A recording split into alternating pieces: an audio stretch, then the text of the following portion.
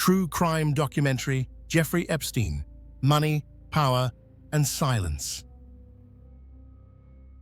Introduction: The Shadow Behind Wealth. The story begins not with violence in some dark alley, but with whispered conversations in the highest towers of Manhattan. Picture the lavish corridors of power where billionaires brushed shoulders with presidents, where private jets carried passengers to exclusive islands, and where behind the gilded facade of extreme wealth, something deeply sinister was taking place. Jeffrey Epstein was not born into the world he would eventually inhabit. He wasn't handed keys to mansions or private islands as a birthright. Instead, he climbed from middle-class Brooklyn to become one of the most enigmatic and ultimately notorious figures in modern American history. His story forces us to confront uncomfortable questions about wealth, power, and the systems that protect both. This isn't just the story of one man's crimes. It's an examination of how institutional failures, misplaced trust in wealth, and a justice system with two very different faces allowed abuse to continue for decades. It's about the survivors who found their voices despite overwhelming odds, and about the networks of enablers who looked the other way as long as the money kept flowing. Jeffrey Epstein presented himself as a financial genius, a philanthropist who funded scientific research at prestigious universities, a socialite who counted presidents and princes among his friends. Behind this carefully constructed persona was a predator who exploited dozens of vulnerable young women and girls, creating what federal prosecutors would later call an international sex trafficking operation. The scope of Epstein's crimes staggers the imagination. From his mansions in Manhattan and Palm Beach to his private Caribbean island and New Mexico ranch, he created what amounted to a network designed to facilitate abuse. The girls were often from troubled backgrounds, runaways seeking stability, or simply young women working regular jobs who thought they were being offered legitimate opportunities. Many were just 14 years old when they first encountered him. What makes this case particularly disturbing is not just what Epstein did, but how he got away with it for so long. His first known arrest came in 2005, but whispers about his behavior had circulated for years. Before that, when he was finally caught, when evidence of abuse involving dozens of girls had been compiled by federal investigators, he received what can only be described as a sweetheart deal: 13 months in a county jail with work release privileges that allowed him to spend most of his time at his office. The non-prosecution agreement that made this possible was kept secret from his victims. For over a decade after that 2008 conviction, Epstein continued to move through elite circles. He maintained his wealth, his connections, his properties, and according to later investigations, the abuse never really stopped. It wasn't until 2019, when fresh federal charges were brought against him in New York, that the full weight of justice seemed poised to finally catch up with Jeffrey Epstein. But even that resolution would be denied. On August 10, 2019, Epstein was found dead in his Manhattan jail cell. His death ruled a suicide by hanging the man who had so many secrets, who allegedly possessed so much compromising information about powerful people, died before facing trial. His death sparked immediate speculation and conspiracy theories that persist to this day. Questions about whether he truly took his own life or whether darker forces were at work. The Epstein case didn't end with his death. It exploded into something larger, something that forced a reckoning about how society treats sexual abuse, especially when money and power are involved. His longtime associate, Ghislaine Maxwell, would eventually face trial for for her role in recruiting and grooming victims. Financial institutions that enabled his operation would face lawsuits. Survivors would continue to seek accountability and justice. This is a story without easy answers or simple villains. It's a story that implicates not just one predator, but an entire ecosystem that allowed him to operate with impunity. From the prestigious private school that hired him despite his lack of credentials, to the investment bank that made him wealthy, to the prosecutors who gave him a pass, to the socialites who invited him to their parties even after his conviction, everyone played a part. Understanding the Jeffrey Epstein case means understanding how systems fail. It means confronting the uncomfortable reality that justice in America often looks very different depending on how much money you have and who you know. It means listening to the voices of survivors who were told for years that nobody would believe them, that Epstein was too powerful, that they should just move on with their lives. The shadows are long in this story. They stretch across decades, across continents, touching lives in ways both direct and indirect. Some of those shadows may never fully come to light. Documents remain sealed, questions remain unanswered, and powerful people continue to distance themselves from associations they once proudly claimed. But the truth, as much as we can know it, deserves to be told. The survivors deserve to have their stories heard, and society deserves to understand how Jeffrey Epstein happened so that we might have some hope of preventing the next one.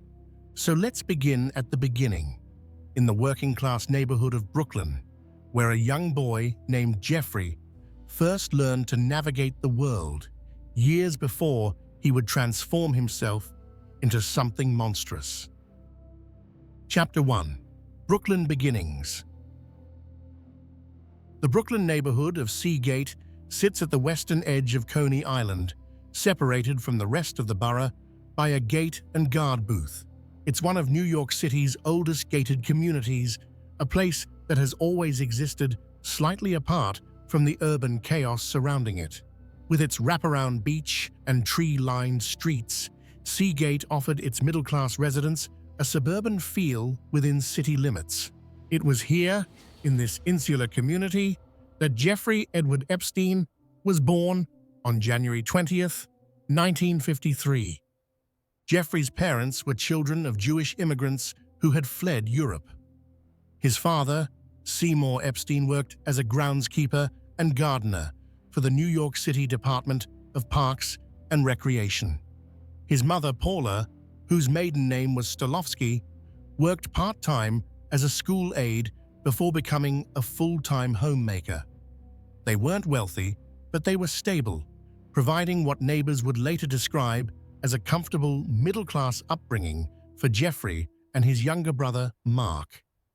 The Seagate of Epstein's youth had a significant Jewish presence, with synagogues serving the community. The Epstein family home stood across the street from Knesset Israel, one of the neighborhood's oldest synagogues. It was a community where everyone seemed to know everyone else, where children played in the streets and families gathered for holidays. Nothing about young Jeffrey suggested the dark path he would eventually take. Friends from his childhood remember a boy who was often called Epi, someone they described as sweet and generous. He was remarkably intelligent, particularly gifted in mathematics, and showed musical talent, learning to play piano at a young age. School photos from his youth show a softer, calmer face than the smug expression that would characterize his later years. He was a talented student who would skip 2 grades, graduating from Lafayette High School in 1969 at just 16 years old. His early aptitude for mathematics was extraordinary, the kind of raw talent that teachers noticed immediately. In a neighborhood where many children followed their parents into working-class professions, Jeffrey's intellectual gifts marked him as different, destined, perhaps, for something more. His parents, like many first-generation Americans, placed enormous value on education. Seeing it as the pathway to opportunity their own immigrant parents had sought when coming to America. The Seagate community, while comfortable, was far from wealthy. Jeffrey grew up seeing the stark contrasts of New York City, understanding from a young age how money and status operated in American society. The neighborhood's proximity to Coney Island meant he was always aware of the broader city beyond the gates. A city of immense wealth and opportunity if one knew how to navigate it.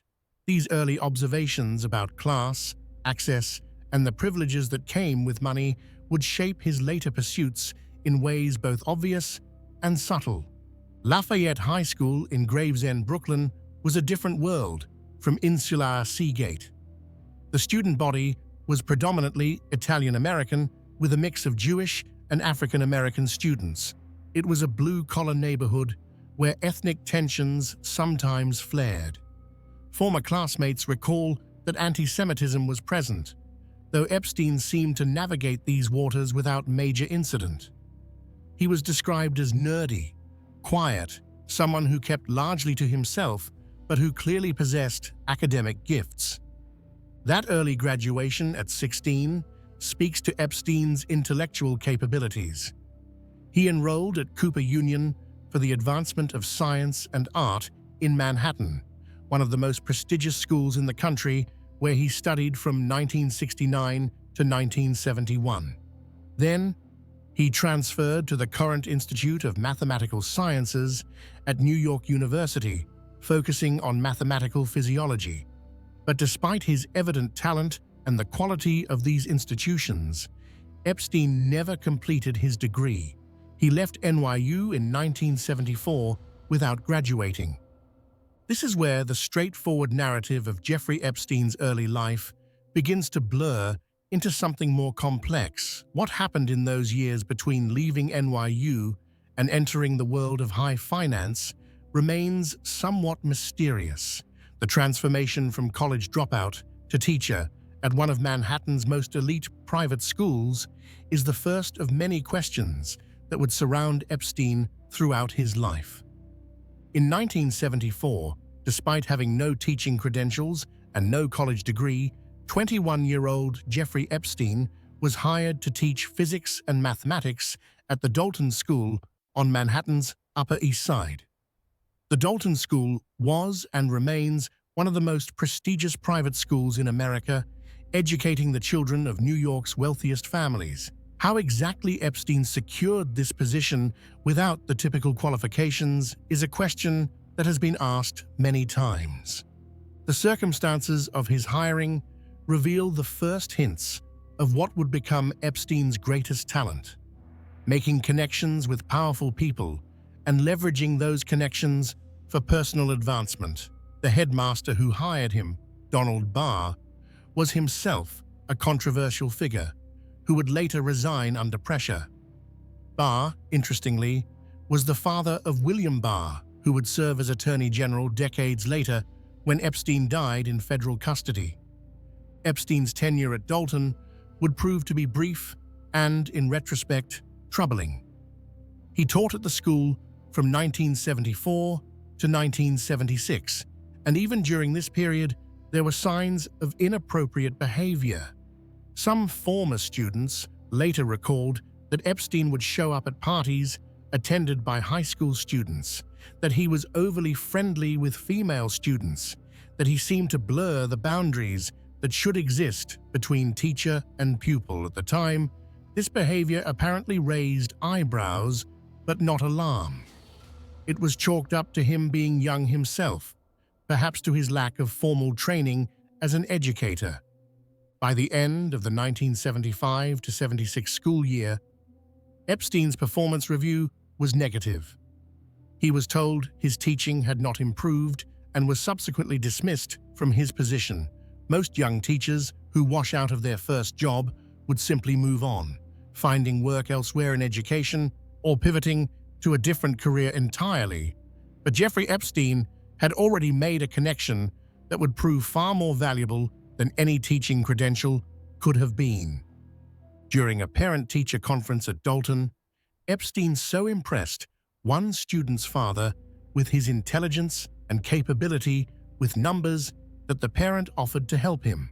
That parent was Alan Ace Greenberg, the CEO of Bear Stearns, one of Wall Street's most prestigious investment banks. Greenberg was known for hiring unconventional candidates, people he felt had drive and intelligence even if they lacked traditional credentials. He famously sought what he called PSD candidates, poor, smart, and with a deep desire to get rich. Jeffrey Epstein fit that profile perfectly. In 1976, Greenberg brought Epstein to Bear Stearns, initially planning for him to work on the American Stock Exchange floor trading options, but Epstein refused that assignment, wanting something different. Instead, he started in a more junior role, learning the business from the ground up. What became immediately clear was that Epstein had a gift for networking, for making himself indispensable to the wealthy clients he encountered. His rise at Bear Stearns was meteoric. Within just 4 years, by 1980, Epstein had been made a limited partner, a position that typically took much longer to achieve. Jimmy Kane, who would later become Bear Stearns' CEO, praised Epstein's skills and capabilities. The young man from Seagate had found his calling, or so it seemed. He was working with incredibly wealthy clients, managing their money, learning the ins and outs of high finance, and building relationships with some of the richest people in America. What exactly made Epstein so successful at Bear Stearns? By all accounts, it wasn't just his mathematical ability, though that certainly helped. Epstein had a gift for reading people, for understanding what they wanted and how to make himself indispensable to them. He was charming when he needed to be, deferential to those with power, confident in his own abilities. He dressed well, presented himself as sophisticated and worldly, and worked tirelessly to cultivate the image of someone who belonged in elite circles, even though he'd started from middle-class Brooklyn. His work at Bear Stearns brought him into contact with some of the wealthiest families in America. These weren't just clients, they were connections, relationships that Epstein cultivated carefully. He understood intuitively that in the world of high finance, who you know is often more important than what you know. He collected powerful acquaintances the way others might collect art or cars, seeing each relationship as an asset that might be valuable someday. But even this success story was about to take a strange turn. In 1981, just 5 years after joining Bear Stearns and only 1 year after making partner, Jeffrey Epstein left the firm. The reasons for his departure have always been murky.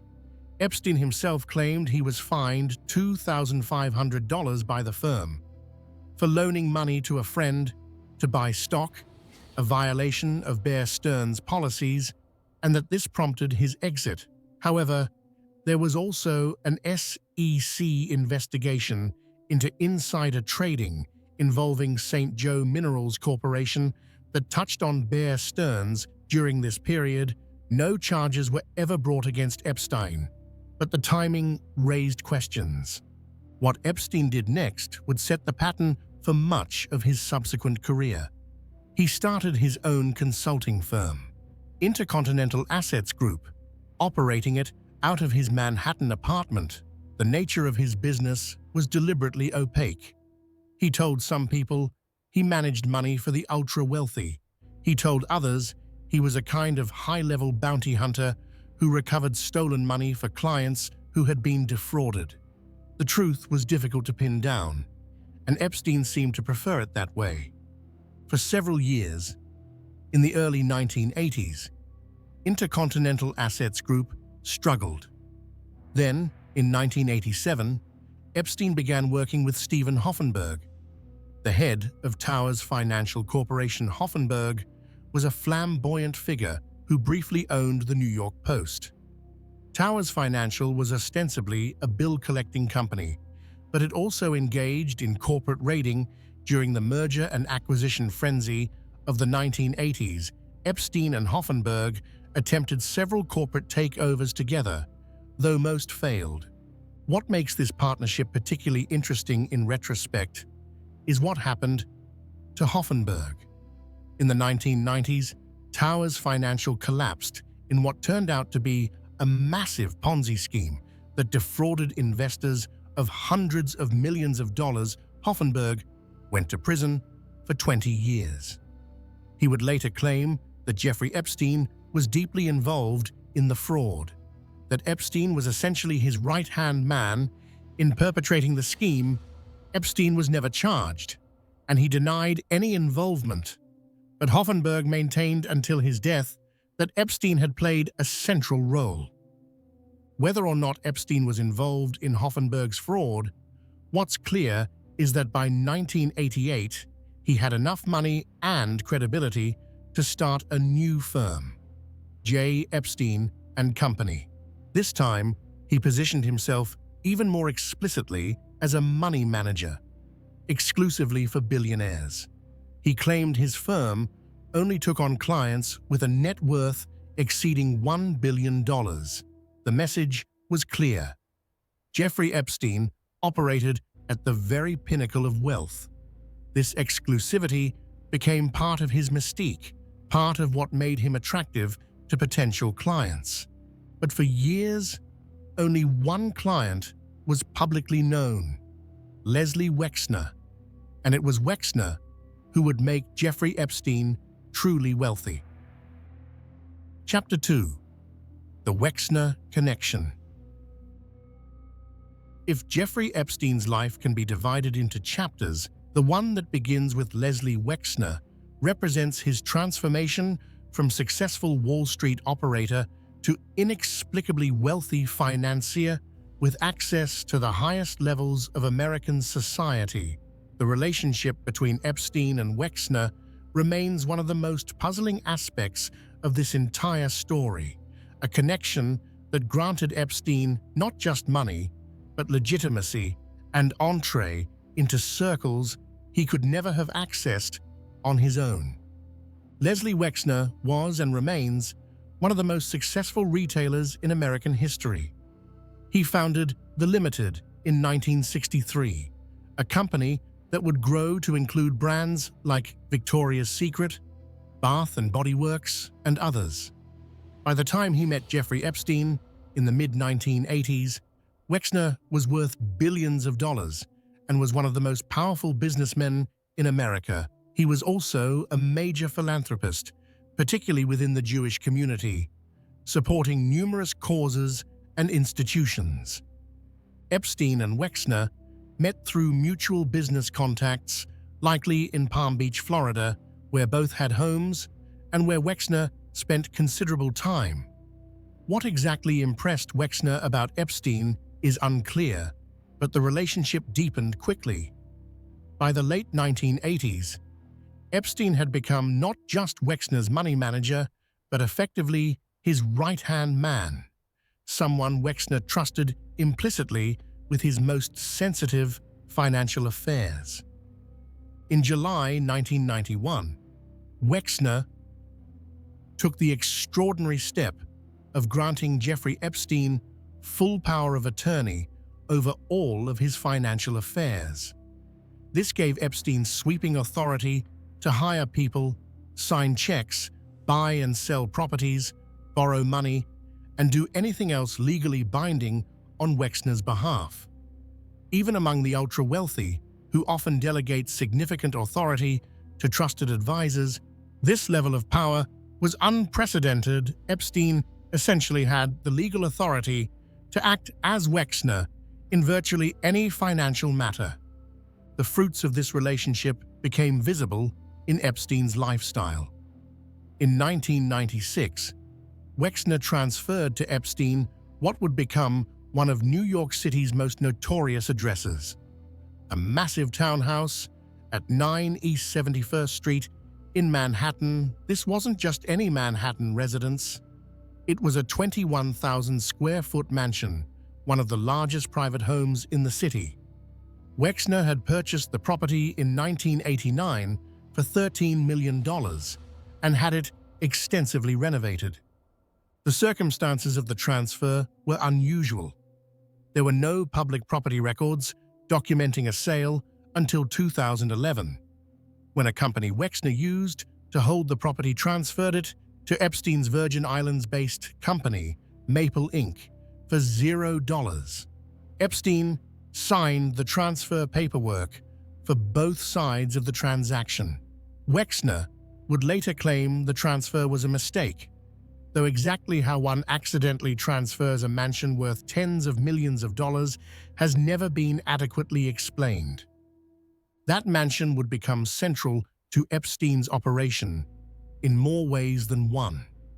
It was where he entertained scientists, academics, and business leaders, presenting himself as a philanthropist and intellectual. It was also, according to later testimony from victims, where much of the abuse took place. The house was reportedly filled with cameras, with every room monitored. Photos found by investigators after Epstein's arrest showed artwork featuring nude women and young girls throughout the residence. But the mansion was just one of many properties Epstein acquired through his relationship with Wexner. There was also a private Boeing 727 jet that had once belonged to a Wexner company, which Epstein used to travel the world. This plane, which would become infamous as the Lolita Express, had been customized with sleeping quarters and would show up repeatedly in flight logs, documenting trips that included numerous young women. Epstein also managed the construction of Wexner's yacht, the Limitless, overseeing the project and handling the complex finances involved. He became involved in Wexner's real estate developments, including work on the town of New Albany outside Columbus, Ohio, where Wexner lived. Epstein served as president of Wexner's property, which developed parts of the town. He was also director of both the Wexner Foundation and the Wexner Heritage Foundation. The exact nature of Epstein's work for Wexner has always been somewhat mysterious. Wexner claimed Epstein managed his personal financial affairs, handled complex tax and estate planning issues, and provided financial advice. According to a 2003 Vanity Fair profile, Epstein and Wexner had an almost telepathic connection. Epstein was quoted saying, "People have said, it's like we have one brain between two of us. Each has a side."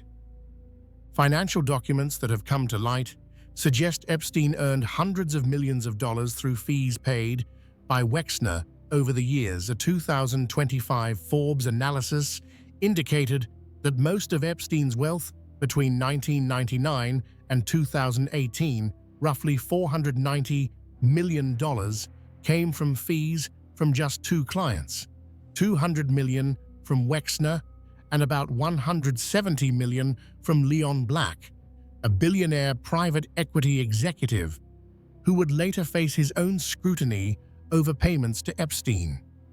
But the relationship went beyond just financial management.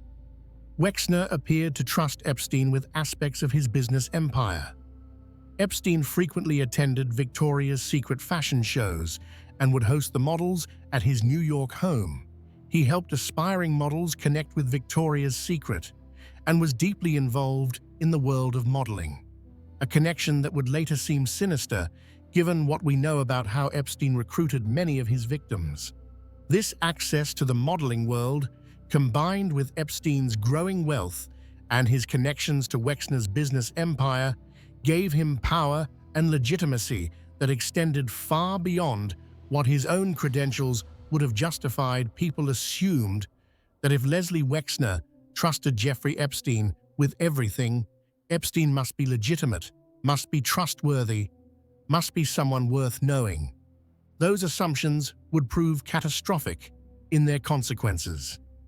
By the early 2000s, Epstein had transformed himself into a fixture of New York and Palm Beach high society. He owned not just the Manhattan mansion, but also a sprawling estate in Palm Beach, a ranch in New Mexico, and an entire private island in the U.S. Virgin Islands. He had donated millions to Harvard University and other elite institutions. He sat on prestigious boards and advised powerful people, and all the while, he was abusing young women and girls. According to later testimony and court documents, some of this abuse happened with Epstein using Wexner's name, and properties victims reported being told they would meet with Wexner or would be modeling for Victoria's Secret, only to find themselves trapped in situations with Epstein. How much Wexner knew about what was happening has been a subject of intense speculation and legal scrutiny. Wexner has consistently maintained that he was unaware of Epstein's criminal behavior, that he was deceived just like everyone else. In 2019, after Epstein's arrest on new charges, Wexner wrote to his L Brands employees, "I would not have continued to work with him if I had any knowledge or suspicion of the crimes he committed." He described Epstein's actions as abhorrent and said he was never aware of the illegal activity charged in the indictment. But the relationship between the two men was so extensive, lasted so long, and involved such intimate financial arrangements that many have found it difficult to believe Wexner knew nothing. The U.S. Virgin Islands, in its lawsuit against JPMorgan Chase over the bank's relationship with Epstein, suggested that Wexner may have facilitated or known about Epstein's trafficking. No charges were ever brought against Wexner, and he has not been accused of any criminal conduct himself. What we know for certain is that by the mid-2000s, even as Epstein was coming under investigation for sexual abuse, he was still closely connected to Wexner. That connection only ended around 2007 or 2008, right around the time Epstein was pleading guilty to his first criminal charges. Even then, the severing of ties appears to have been gradual and incomplete. Wexner would later call his association with Epstein one of the biggest regrets of my life. The Wexner connection raises profound questions about how predators operate within elite circles. Epstein's relationship with one of America's wealthiest men gave him a credential that opened countless doors. It made him rich enough that he could operate with a degree of independence. It connected him to a network of powerful people who, once they had accepted Jeffrey Epstein into their world, became invested in seeing him as legitimate. This pattern of legitimization through association would repeat itself throughout Epstein's adult life. He cultivated relationships with scientists, with academics, with politicians, with celebrities. Each connection reinforced the others, creating a web of perceived credibility. And within that web, protected by money and by the assumption that someone so well-connected couldn't possibly be a criminal, Jeffrey Epstein built what would later be described as an international sex trafficking operation. Chapter 3: An International Network. By the late 1990s and early 2000s, Jeffrey Epstein had constructed an empire that spanned continents. His properties included the Manhattan Mansion, gifted by Wexner, a sprawling waterfront estate in Palm Beach, an entire island in the U.S. Virgin Islands, a ranch in New Mexico, and an apartment in Paris. He traveled constantly on his private jet, maintaining relationships with some of the most famous and powerful people in the world. The list of people who associated with Epstein reads like a directory of global elites. There was Bill Clinton, who flew on Epstein's plane multiple times, including on a 2002 trip to Africa. There was Donald Trump, who was photographed with Epstein at numerous social events in New York and Palm Beach. Trump famously told New York Magazine in 2002, "I've known Jeff for 15 years, terrific guy. He's a lot of fun to be with. It is even said that he likes beautiful women as much as I do, and many of them are on the younger side. Prince Andrew, the Duke of York, and son of Queen Elizabeth II, developed what would become a particularly damaging association with Epstein. The two were photographed together on multiple occasions, and flight logs showed Andrew traveled on Epstein's plane. This connection would later become a massive scandal for the British royal family when victims alleged they had been trafficked to Prince Andrew. Beyond politicians and royalty, Epstein cultivated relationships with scientists and academics. He donated millions to Harvard University, where he held meetings with faculty and attended conferences. He presented himself as someone passionate about scientific research, particularly cutting-edge fields like evolutionary biology and theoretical physics. He convinced several prominent scientists to serve on the board of his foundation and to accept his funding for their research. These academic connections served multiple purposes. They enhanced Epstein's image as a serious thinker and philanthropist, someone interested in advancing human knowledge rather than just accumulating wealth. They also provided access to institutions like Harvard and MIT, prestigious spaces where Epstein could meet with even more influential people. Some who knew him during this period genuinely believed he was intellectually curious and that his interest in science was authentic. But there were always questions lurking beneath the surface of Epstein's public persona. Where exactly did all his money come from? His firm, which he had moved to the US Virgin Islands in 1996 and renamed Financial Trust Company to take advantage of tax benefits, remained deeply opaque. Unlike legitimate financial managers, Epstein never disclosed his clients, his investment strategies, or his assets under management. Forbes and other publications repeatedly questioned whether his claimed wealth was real or largely illusory. People who worked in finance often expressed skepticism about Epstein. Nobody on Wall Street seemed to know exactly what he did or how he made money. His firm had no website, no marketing materials, no public profile at all. When financial journalists tried to write about him, they hit walls of secrecy. A 2002 New York Magazine article described Epstein as an international man of mystery, noting that even sophisticated financial professionals couldn't figure out his business model.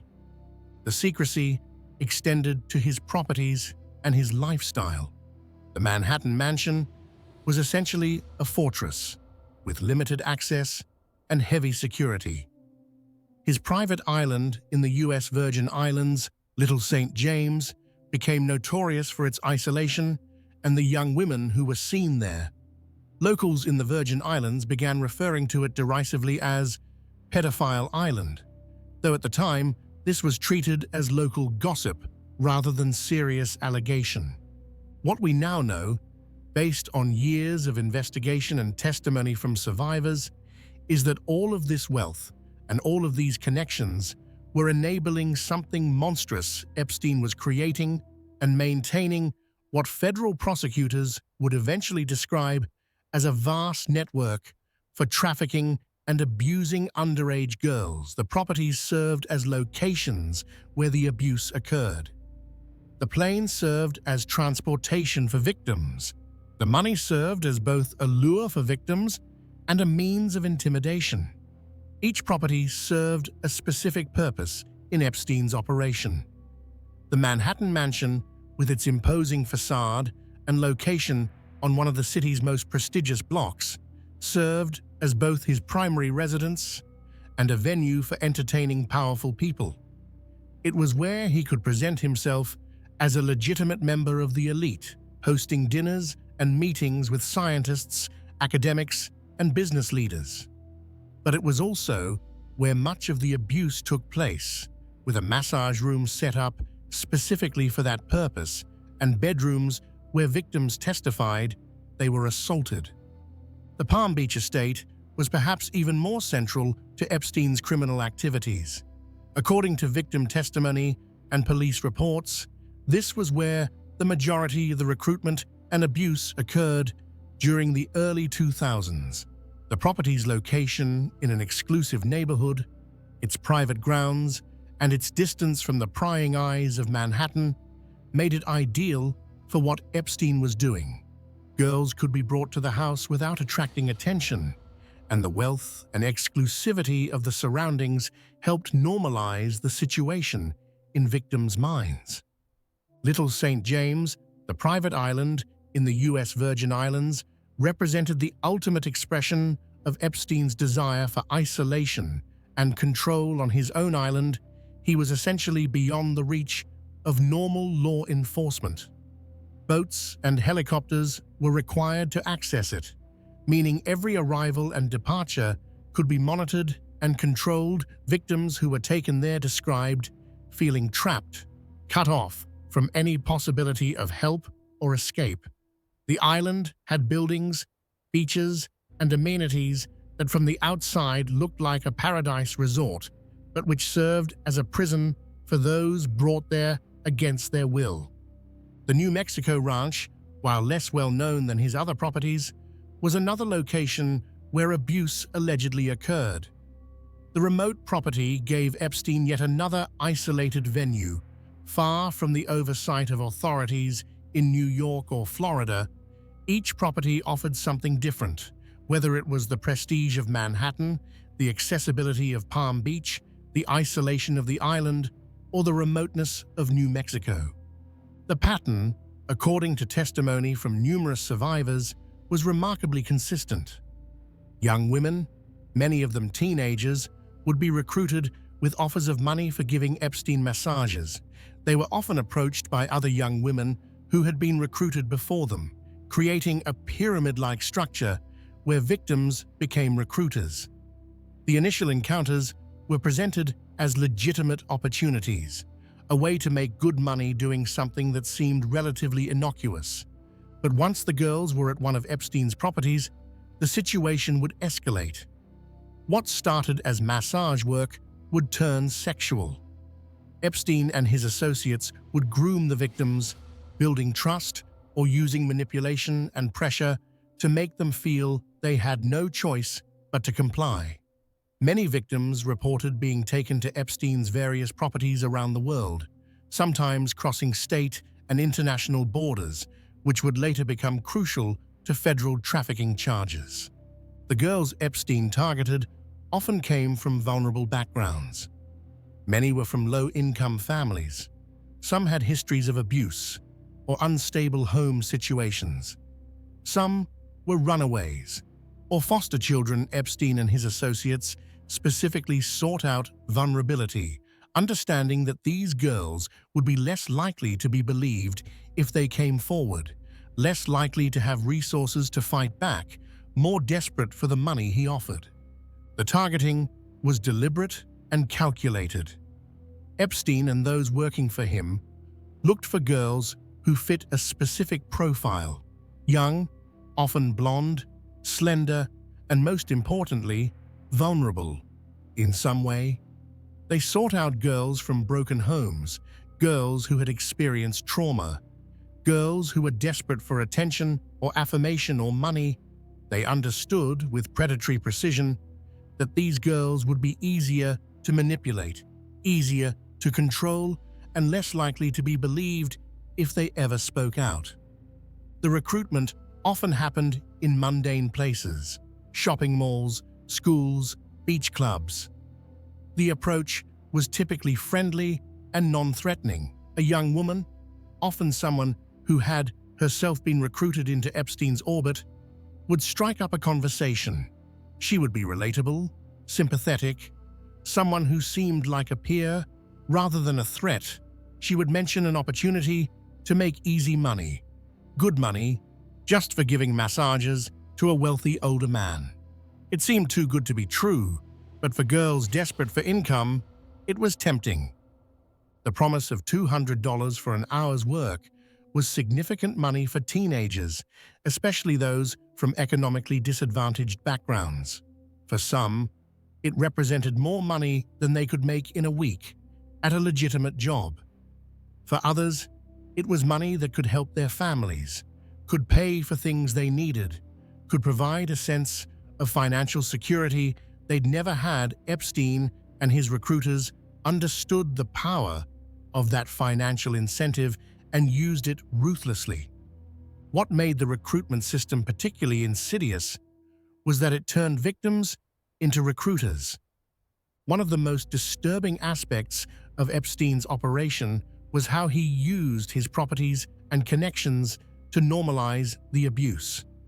Victims reported seeing famous people at his homes, being told they might meet celebrities or powerful politicians, being made to feel that what was happening was somehow acceptable because it was occurring in these rarefied spaces.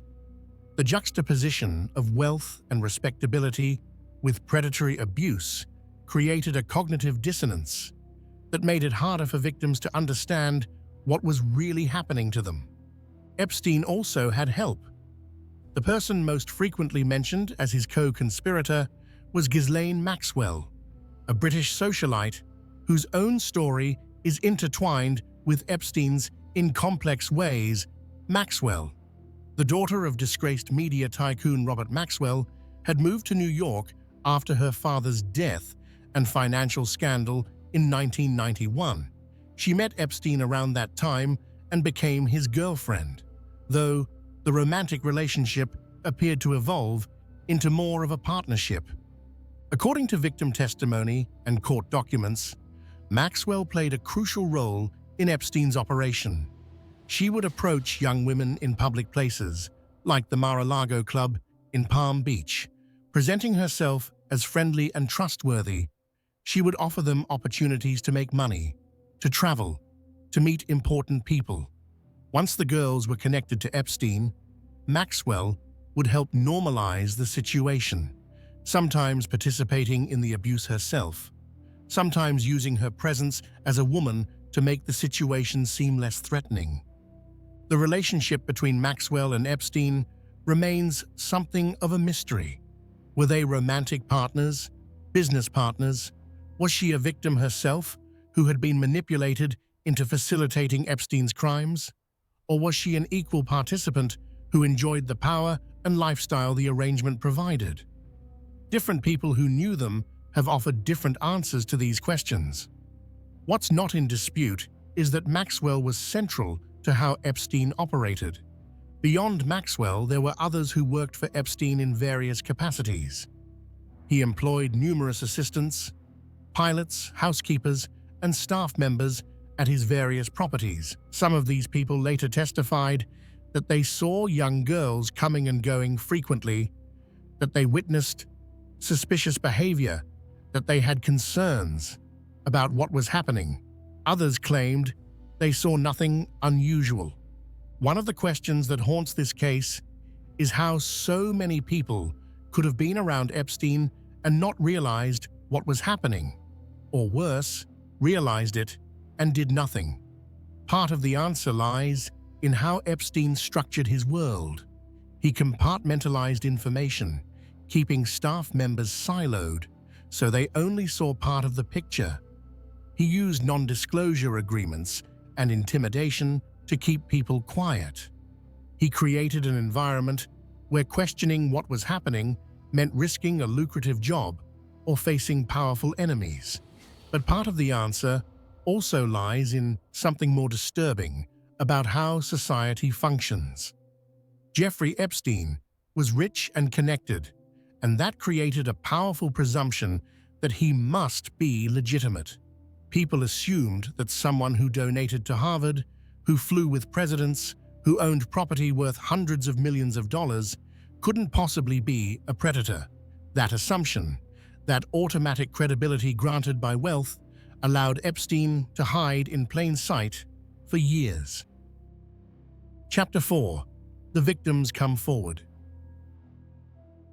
The first public reckoning with Jeffrey Epstein's crimes began not with federal investigators or powerful politicians, but with one 14-year-old girl and her parents in Palm Beach, Florida. In March 2005, the girl's parents contacted the Palm Beach Police Department with a disturbing allegation. Their daughter had been paid to give Jeffrey Epstein a massage at his mansion, and during that massage, he had sexually abused her. The Palm Beach Police Department, to their credit, took the complaint seriously. Detective Joseph Ricari was assigned to lead the investigation, and what he uncovered over the following months would reveal a pattern of abuse that was both systematic and widespread.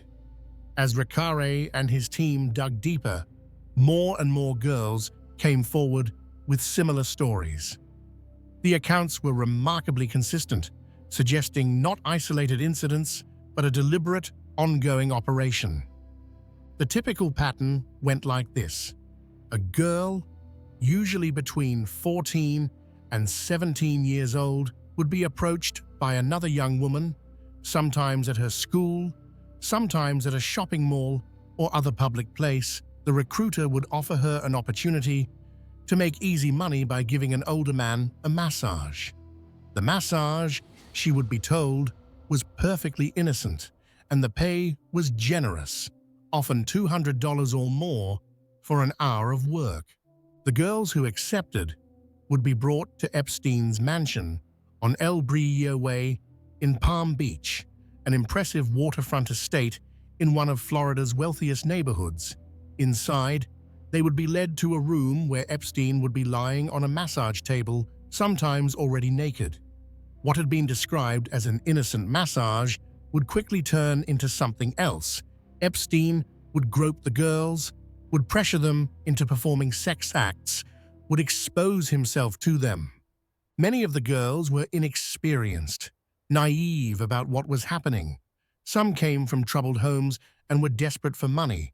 Others were simply teenagers who thought they had found a legitimate job opportunity. The age and vulnerability of these victims cannot be overstated. These were children, some as young as 13, according to later FBI investigations, being systematically abused by a man in his 50s. What made Epstein's operation particularly insidious was the recruitment mechanism. After being abused themselves, many victims were asked to bring other girls to recruit their friends, their classmates, anyone who might want to make money. They were paid finder's fees for each new girl they brought. This turned victims into unwitting accomplices, creating a self-perpetuating system that made it harder for the girls to see themselves as victims and easier for Epstein to avoid direct recruitment. By October 2005, Detective Ricari had a growing list of girls who had come forward with similar accusations. The police investigation included interviews with more than 30 victims, statements from Epstein's butler corroborating that young girls frequently visited the house, and a search of the mansion that turned up evidence supporting the girls' accounts. Officers found stacks of photographs of nude girls throughout the house, including some of girls who appeared to be very young. They also found books about young women and sex. The search of Epstein's Palm Beach mansion revealed disturbing details about how he had set up his life. The massage room where much of the abuse occurred was filled with photographs of nude women. There were sex toys, lubricants, and other items consistent with the victims' accounts of what had happened to them there. Investigators also found numerous message pads with the names and contact information of young girls, along with notes about who had referred whom, creating a map of the recruitment network. What struck investigators was how systematic everything was. This wasn't opportunistic crime, it was organized and deliberate. Epstein had created an entire infrastructure for abuse, with specific rooms, specific routines, specific payments.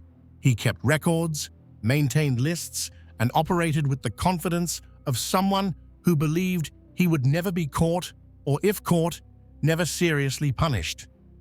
Detective Riccari conducted painstaking interviews with victim after victim, each telling remarkably similar stories. The consistency of the accounts was powerful evidence.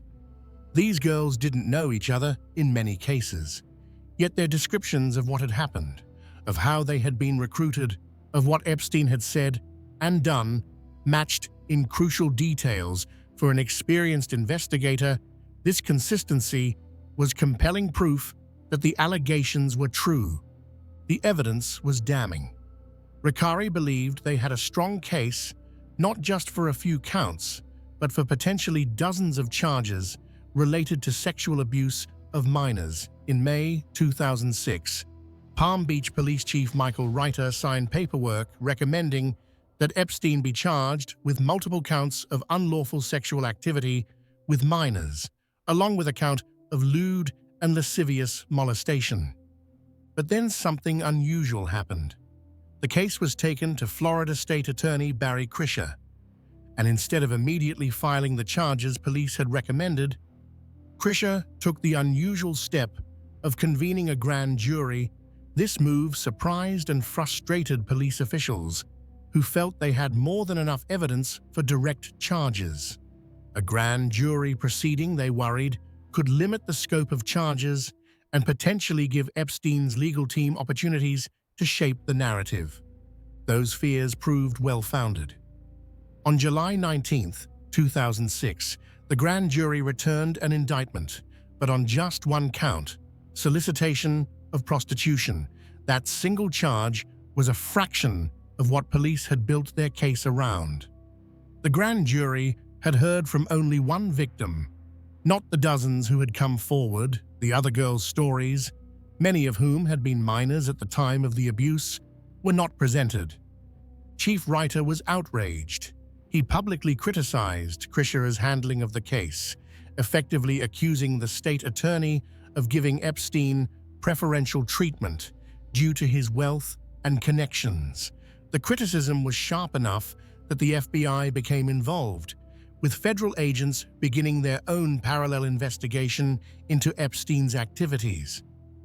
The FBI investigation would ultimately identify at least 36 girls, some as young as 14, who had been sexually abused by Epstein. Federal investigators began building what they believed was a powerful case.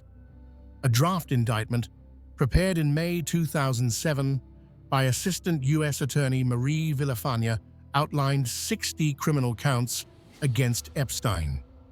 The document detailed a pattern of abuse spanning years and involving numerous underage victims. If prosecuted fully, Epstein could have faced a sentence effectively amounting to life in prison. But the federal case would never go to trial. Instead, something even more unusual than the grand jury proceedings would occur.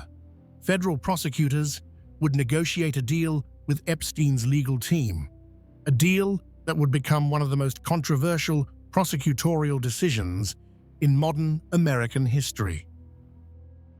Chapter 5. The Sweetheart Deal.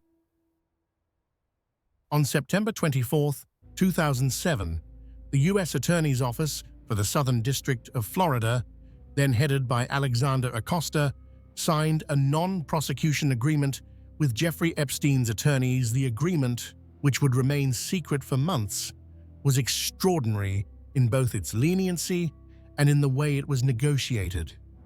Under the terms of the agreement, the federal government agreed not to bring any federal charges against Epstein.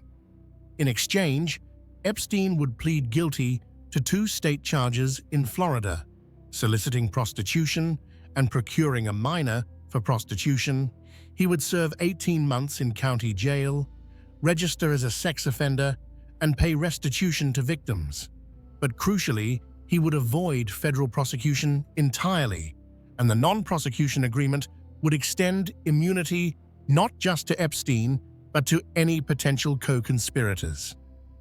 This last provision meant that anyone who might have helped Epstein in his crimes, including Ghislaine Maxwell and others, could not be prosecuted federally for conduct related to this case.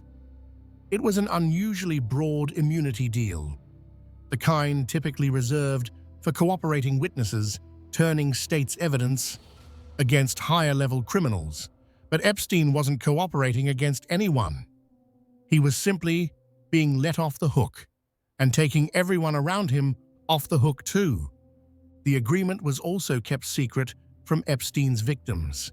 Federal law, specifically the Crime Victims' Rights Act of 2004, requires prosecutors to confer with victims before entering into plea agreements. But in this case, the victims were deliberately kept in the dark about the negotiations and the final deal.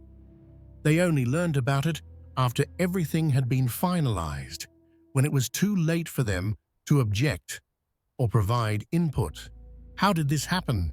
How did a case involving dozens of underage victims, backed by extensive federal investigation, result in what many would call a slap on the wrist? The answer involves a combination of aggressive legal maneuvering by Epstein's team, questionable decisions by prosecutors, and the influence of wealth and connections on the justice system.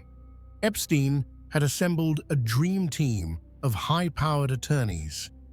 The list included Alan Dershowitz, the famous Harvard law professor, Kenneth Starr, the former federal judge and Whitewater special prosecutor, Roy Black, a renowned Miami defense attorney, and Jay Lefkowitz, among others.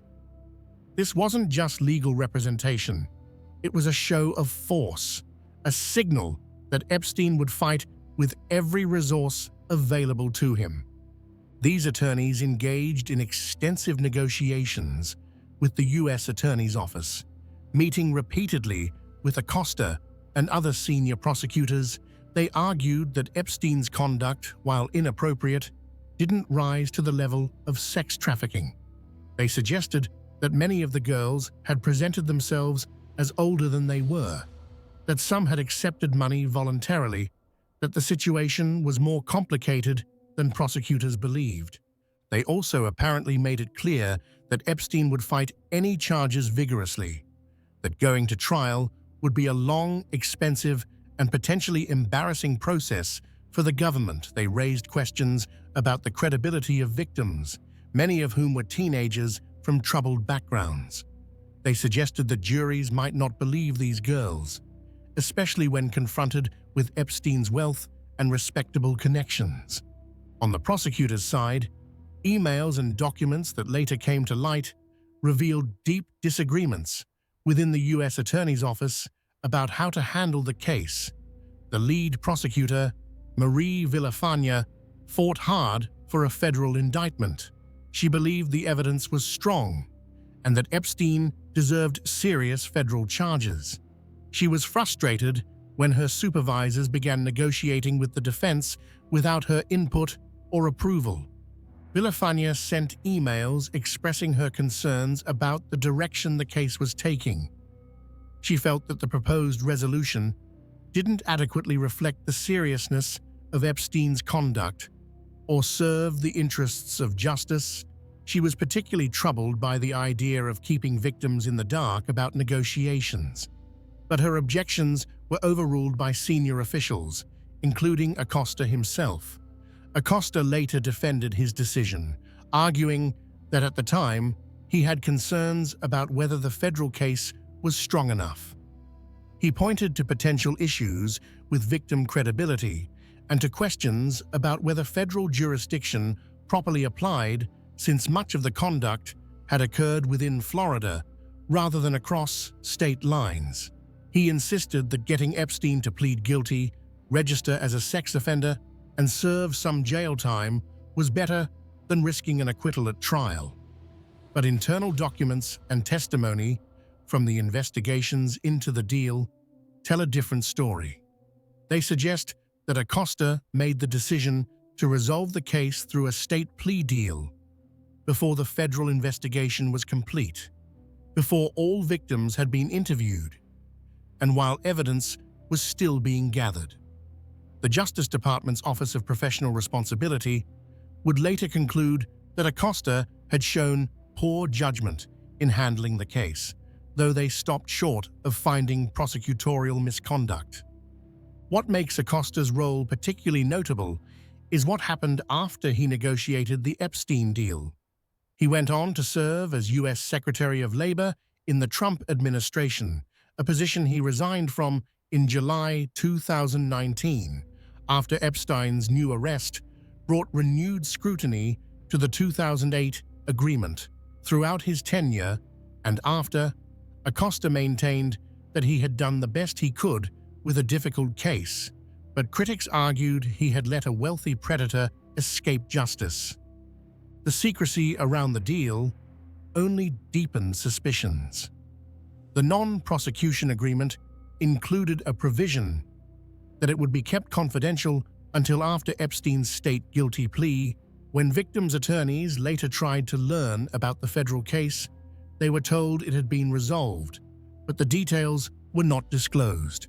It wasn't until September 2009 that a Florida judge ordered the agreement unsealed after victims filed a federal lawsuit challenging it. That lawsuit, filed by two of Epstein's victims, identified only as Jane Doe 1 and Jane Doe 2, argued that the secret agreement violated the Crime Victims' Rights Act. The case would wind its way through the courts for years. In February 2019, more than a decade after the deal was signed, a federal judge in West Palm Beach ruled that prosecutors had indeed violated the law by keeping victims in the dark. But by then, the opportunity to revisit the criminal case had long since passed. Under the terms of his state plea deal, Jeffrey Epstein began serving his 18-month sentence in June 2008. But even his incarceration was extraordinarily lenient. He was sent to the Palm Beach County Jail rather than state prison, and he was immediately granted work release privileges. This meant that for 16 hours a day, 7 days a week, Epstein was allowed to leave the jail and go to an office building in West Palm Beach, where he ostensibly worked. This work release arrangement became infamous as more details emerged. Epstein essentially spent his days in comfort at his office, returning to the jail only to sleep. During his work release, he was allowed to be accompanied by an armed private security guard rather than law enforcement. Photos, later obtained by the media, showed Epstein entering and leaving the office building, well-dressed and apparently conducting business as usual. Even more troubling, there were allegations that Epstein may have continued inappropriate behavior even during this period. Witnesses claimed they saw young women visiting his office during work release hours. If true, this would mean Epstein was potentially continuing his pattern of behavior even while supposedly serving a sentence for that very conduct. In July 2009, after serving just 13 months of his 18-month sentence, Jeffrey Epstein was released. He had received credit for time served before the plea, and his sentence had been shortened for good behavior. All told, he spent about a year in custody, and most of that was spent outside the jail on work release. For someone who had been the subject of an FBI investigation identifying dozens of underage victims, it was an astonishingly light punishment. Chapter 6. The Years Between. Jeffrey Epstein emerged from his brief incarceration in July 2009 as a registered sex offender. But otherwise, his life seemed to continue much as before. He still owned his Manhattan mansion, his Palm Beach estate, his private island, and his other properties. He still had his wealth and, remarkably, many of his social connections. For the next decade, Epstein would operate in a twilight zone, neither fully ostracized from elite society nor truly held accountable for his crimes. The period between 2009 and 2019 reveals something deeply troubling about how wealthy sex offenders can navigate through society after conviction. Despite his guilty plea and sex offender registration, Epstein maintained relationships with numerous powerful people. Some of his previous associates distanced themselves, but others continued to accept his money and his company. The cognitive dissonance this required, the willingness to overlook or rationalize, speaks to the protective bubble that extreme wealth can create. During these years, there were continued attempts by victims to seek justice through the civil courts. Multiple lawsuits were filed against Epstein, with plaintiffs seeking monetary damages for the abuse they had suffered. Many of these cases were settled quietly, with non-disclosure agreements that prevented victims from discussing the details publicly. Epstein's wealth meant he could make problems disappear through payments and legal pressure. But not all victims were willing to stay silent. One in particular, a woman named Virginia Roberts Giuffre, became increasingly public with her allegations. Giuffre, who had been recruited into Epstein's orbit as a teenager while working at the Mar-a-Lago club in Palm Beach, told a story that was both harrowing and explosive. According to Giuffre's accounts, in various legal proceedings and media interviews, she had been groomed by Ghislaine Maxwell and Epstein, starting when she was just 16 years old. She described being trafficked to numerous powerful men, including Prince Andrew, attorney Alan Dershowitz, and others. She described international travel on Epstein's plane, trips to his private island, and being treated essentially as sexual property to be lent out to Epstein's friends and associates. In 2015, Jeffrey filed a defamation lawsuit against Ghislaine Maxwell after Maxwell publicly denied Jeffrey's allegations and called her a liar. This lawsuit, while nominally about defamation, became a vehicle for extensive discovery about Epstein's activities. Depositions were taken, documents were exchanged, and a detailed picture of Epstein's operation began to emerge through the court record. Epstein fought vigorously to keep these proceedings and their revelations private. He filed numerous motions to keep documents sealed, arguing variously that he had privacy interests, that the information was covered by the non-prosecution agreement, and that release would be prejudicial. For several years, these efforts largely succeeded, with much of the record remaining under seal or heavily redacted. During this same period, journalists continued to investigate Epstein's story. The most significant of these efforts was undertaken by Julie K. Brown of the Miami Herald. Starting in 2017, Brown spent months tracking down victims, reviewing court records, and piecing together the full scope of what had happened. Her reporting would eventually include interviews with about 80 women who said Epstein had abused them between 2001 and 2006. Brown's investigation culminated in a series of articles published by the Miami Herald in November 2018 under the title Perversion of Justice. The series, which combined victim testimony with a detailed examination of how the 2008 plea deal had been negotiated, was devastating. It laid out in clear terms how the justice system had failed these girls, how prosecutors had given preferential treatment to a wealthy defendant, and how Epstein had been allowed to continue living a life of privilege despite his crimes. The impact of Brown's reporting cannot be overstated. It reignited public attention on the Epstein case at a time when the hashtag #MeToo movement had already heightened awareness of sexual abuse and institutional failures to address it. The articles were shared widely on social media, read by millions of people, and created mounting pressure for new action. Politicians began asking questions. Senator Ben Sasse of Nebraska wrote to the Justice Department requesting an investigation into how the plea deal had been negotiated. The Miami Herald and victims' attorneys filed motions to unseal additional court records related to the case.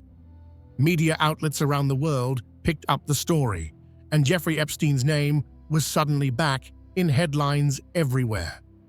Meanwhile, Epstein's behavior during this period remained, by many accounts, problematic. While the Miami Herald reporting focused on historical abuse from 2001 to 2006, there were suggestions that Epstein had continued to surround himself with young women. Flight logs from his plane showed continued international travel. Workers at his various properties reported seeing young women coming and going. Law enforcement officials, who later reviewed the case, would conclude that Epstein had, in effect, never really stopped his pattern of behavior. The 2008 conviction had slowed him down, made him somewhat more cautious, but it hadn't fundamentally changed what he was doing. The infrastructure he had built, the network of properties and employees and connections, remained in place and operational.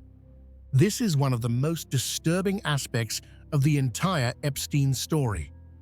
A man had been investigated by the FBI, had been identified as having abused dozens of underage girls, had pleaded guilty to soliciting a minor for prostitution, had served time in jail, and had registered as a sex offender. And yet, for years afterward, he continued to operate with relative impunity, his wealth and connections protecting him from further scrutiny. The non-prosecution agreement played a role in this. By granting immunity to Epstein and his co-conspirators for federal crimes, it had effectively closed the door on further federal prosecution for conduct during that time period, even if new evidence emerged about activities during the years covered by the agreement. Prosecutors would be legally barred from bringing charges. But the agreement only covered the Southern District of Florida and only covered conduct up to a certain date. As prosecutors in New York would eventually realize, Epstein could still be charged for activities in other jurisdictions or for conduct that occurred after the agreement.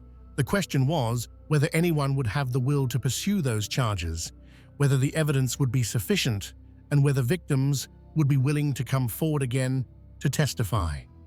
As 2018 turned to 2019, it became clear that the answer to all of these questions was yes.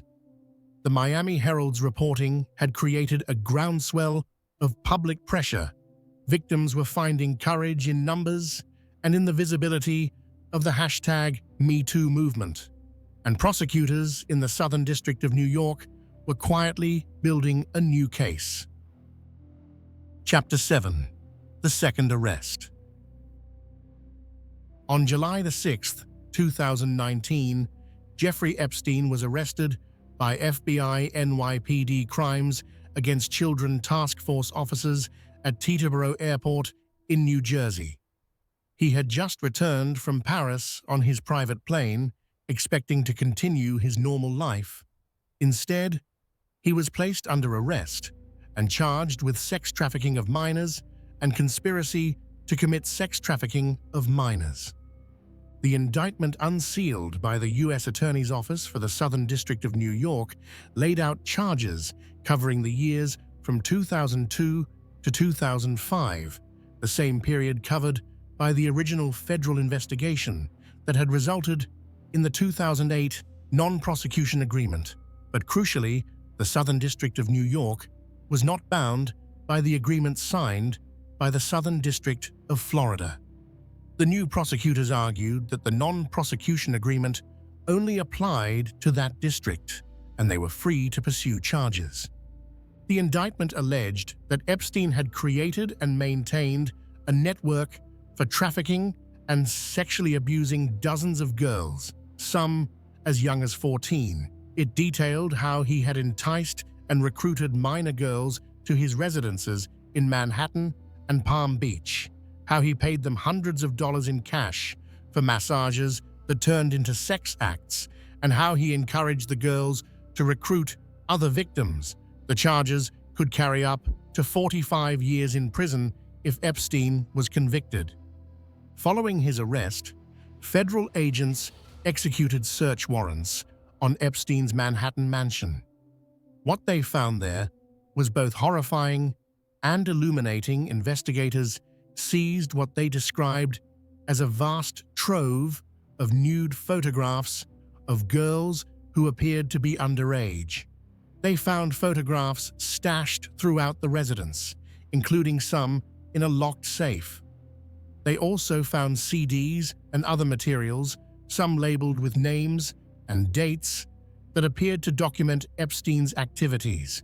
U.S. Attorney Jeffrey Berman, announcing the charges, made it clear that the investigation was ongoing and that prosecutors were actively seeking additional victims. He emphasized that anyone who believed they had been abused by Epstein should come forward.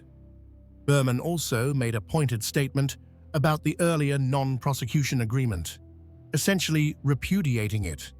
The prior plea and non-prosecution agreement, fashioned by the U.S. Attorney's Office in Miami, was not binding on this office. Epstein's arrest dominated news coverage for days. The case had everything: a billionaire sex offender, prominent connections to powerful people, private islands and jets, and dozens of victims. Media organizations dug into every aspect of Epstein's life: his properties, his finances, and his associations. Old photos of Epstein with Trump, with Clinton, with Prince Andrew, and other celebrities circulated widely. On July 8th, Epstein appeared in court for an initial hearing. He pleaded not guilty to all charges. His attorneys requested bail, offering to surrender his passport, to remain under house arrest in his Manhattan mansion, and to post significant collateral. They argued that Epstein was not a flight risk, pointing to his ties to New York and his presumption of innocence. But prosecutors vehemently opposed bail. They argued that Epstein posed both a danger to the community and a serious flight risk. They pointed out that he owned multiple properties, had vast wealth, including offshore accounts, and had a private plane that could whisk him out of the country. They also raised concerns about potential witness intimidation, noting Epstein's history of using non-disclosure agreements and settlements to silence victims. Most significantly, prosecutors revealed details about what investigators had found in Epstein's safe during the search of his mansion. Among the cash and diamonds were a stash of photographs of nude girls, along with an expired foreign passport in a different name, listing Epstein's country of residence as Saudi Arabia. This passport, which appeared to have been issued in the 1980s, suggested to prosecutors that Epstein might have the means and inclination to flee the country. On July 18, 2019, U.S. District Judge Richard Berman denied Epstein's bail request. In a detailed ruling, Judge Berman found that Epstein posed both a flight risk and a danger to the community. He cited the strength of the government's evidence, the seriousness of the charges, Epstein's vast wealth and international connections, and evidence that Epstein had been in contact with potential witnesses. Epstein would remain incarcerated at the Metropolitan Correctional Center, MCC, in Lower Manhattan, pending trial. On July 23rd, just weeks after his arrest, Epstein was found in his cell with marks on his neck. The incident occurred around 1:30 in the morning, and a correctional officer discovered Epstein semi-conscious on the floor with a bedsheet around his neck. He was taken to a hospital and evaluated, then returned to the MCC and placed on suicide watch. The circumstances of this incident remain somewhat unclear. Epstein's cellmate at the time was Nicholas Tartaglione, a former police officer who was facing murder charges. There was speculation that Tartaglione might have attacked Epstein, though Tartaglione denied this, and no evidence of an assault was found. Prison officials treated it as a potential suicide attempt.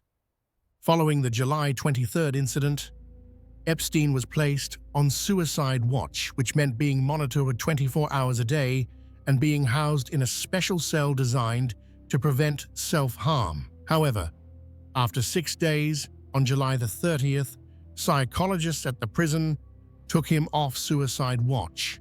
They concluded that while Epstein was anxious about his legal situation, he did not appear to be actively suicidal.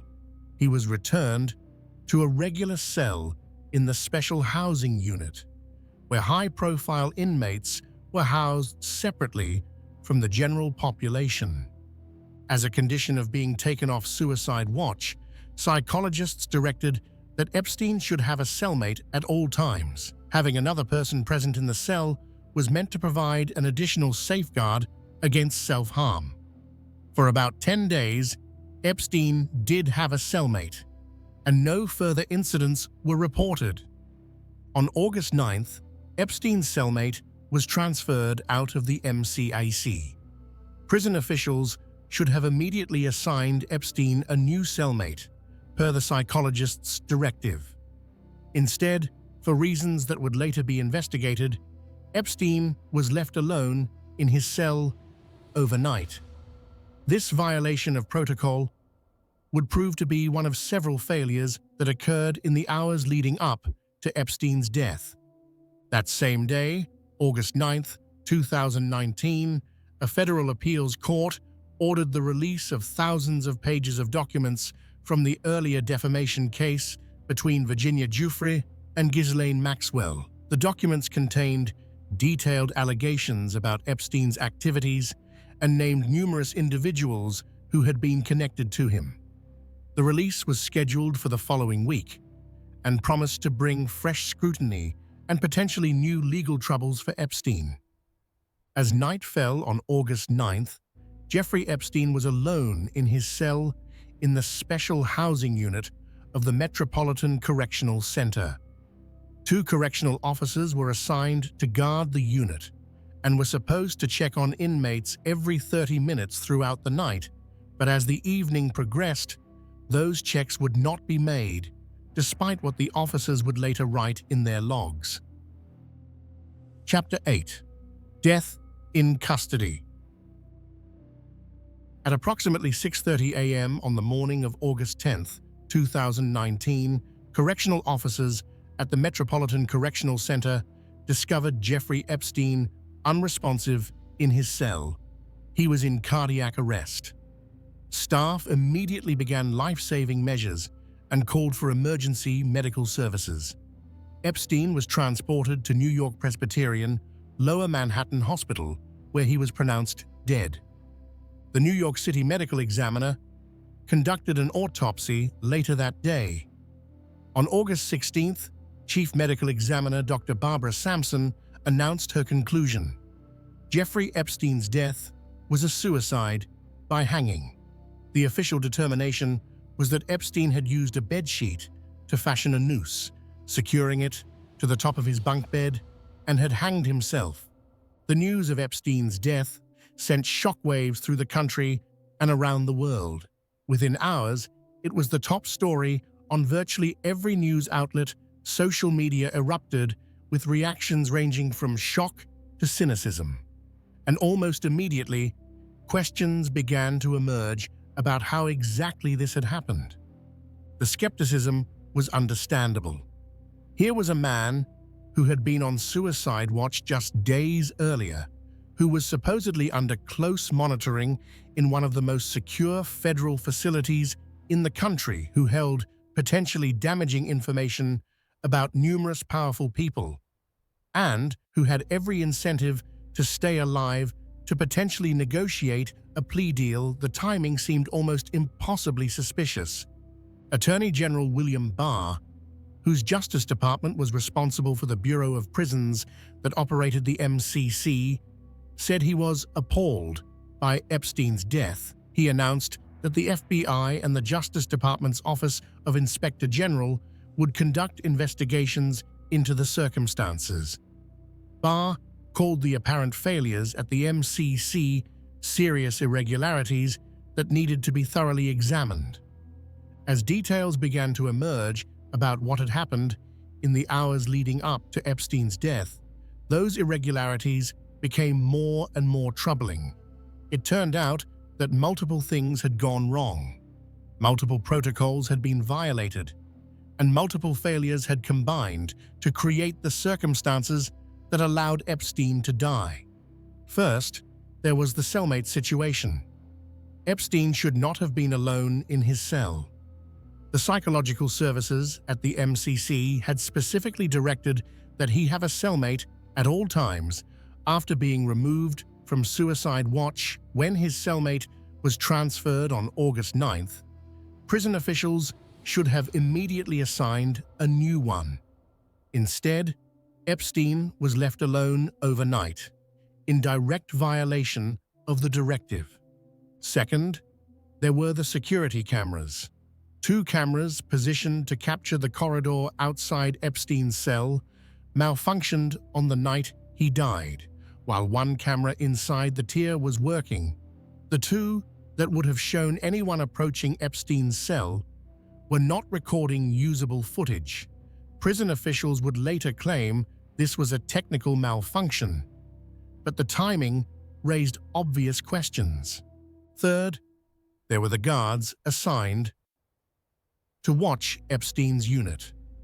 It turned out that neither of the 2 officers working that night were regular correctional officers. One was a trained officer who was working overtime, having already worked a full shift earlier.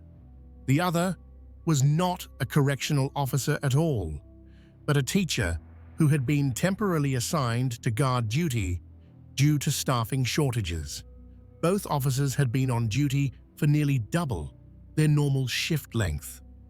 Most significantly, despite being required to check on inmates in the special housing unit every 30 minutes, the guards did not complete a single check on Epstein between approximately 10:30 p.m.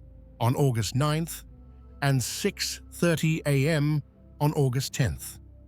For 8 hours, nobody looked in on Epstein. When investigators later reviewed what the guards were doing during that time, they found evidence that both officers had been shopping online, sleeping, and browsing the internet rather than performing their rounds. In an attempt to cover up their failure to perform checks, the 2 guards falsified the logbooks to make it appear they had completed all required rounds. This falsification of records became the basis for criminal charges against both officers. They were eventually charged with conspiracy and making false records.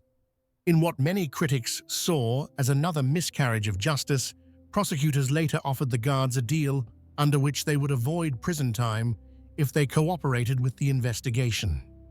Beyond these specific failures, investigations would reveal a broader culture of dysfunction at the Metropolitan Correctional Center, and within the Bureau of Prisons generally, the facility was severely understaffed, with guards routinely working excessive overtime.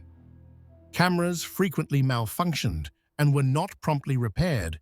Protocols were routinely ignored or given lip service rather than genuine compliance. The entire system was, in the words of one investigator, an accident waiting to happen. Dr. Michael Baden, a renowned forensic pathologist hired by Epstein's brother to observe the autopsy, publicly questioned the suicide ruling. Baden pointed to several findings he considered more consistent with homicide by strangulation than suicide by hanging. Most notably, Epstein had fractures to multiple bones in his neck, including his thyroid cartilage and hyoid bone. While Baden acknowledged that such fractures can occur in hanging deaths, he noted they were more common in cases of strangulation homicide. The medical examiner's office strongly defended its conclusion, noting that they had considered all the evidence, including the absence of any signs of a struggle, the method of death, and other factors. They maintained that the fractures, while unusual, were not inconsistent with hanging, particularly in a man of Epstein's age. They also pointed out that there was no debris under Epstein's fingernails, no defensive wounds, and no other physical evidence suggesting he had struggled with an attacker. The FBI investigation, which reviewed all available evidence, including video footage, witness statements, and the autopsy findings, concluded that Epstein had indeed committed suicide. A 2023 report from the Justice Department's Office of Inspector General, which spent years investigating the circumstances of Epstein's death, reached the same conclusion. While the report was sharply critical of the numerous failures that allowed the suicide to occur, it found no evidence of foul play. Despite these official conclusions, skepticism persists. Public opinion polls taken in the months after Epstein's death showed that only a small minority of Americans believed he had killed himself. The "Epstein didn't kill himself" phrase became a meme, showing up in unexpected places and contexts as a shorthand for believing that powerful people can make problems disappear. The conspiracy theories surrounding Epstein's death are understandable even if they're not supported by evidence. Epstein was connected to numerous powerful people, some of whom had reportedly engaged in behavior with underage girls that could have led to criminal charges. He had reportedly told journalists off the record that he had compromising information on powerful people. It's not unreasonable to wonder if someone with a lot to lose might have wanted Epstein silenced. But wanting something to be true and having evidence for it are different things. The more mundane explanation, supported by extensive investigation, is that Epstein killed himself because he saw no way out of his situation. He was facing decades in prison. His wealth and connections, which had protected him for so long, had finally failed. The world knew what he had done. He had gone from being a billionaire socialite to a despised prisoner. For someone with his ego and his need for control, suicide may have seemed like the only way to maintain some agency over his fate.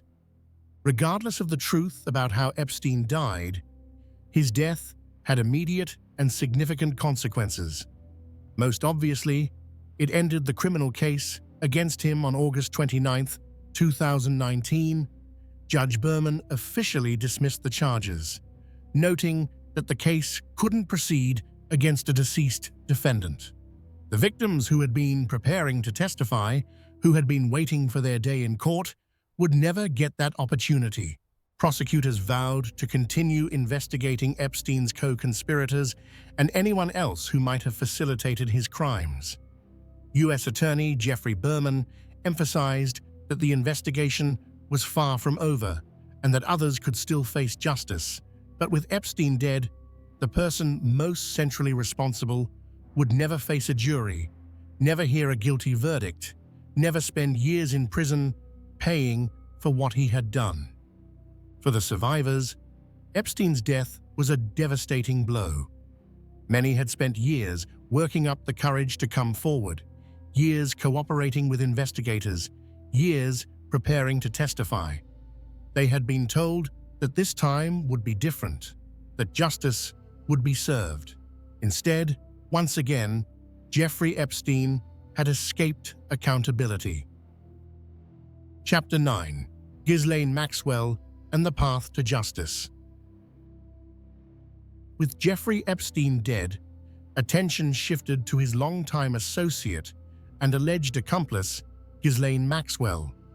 Born in France in 1961 to media tycoon Robert Maxwell, Ghislaine had grown up in a world of privilege and power.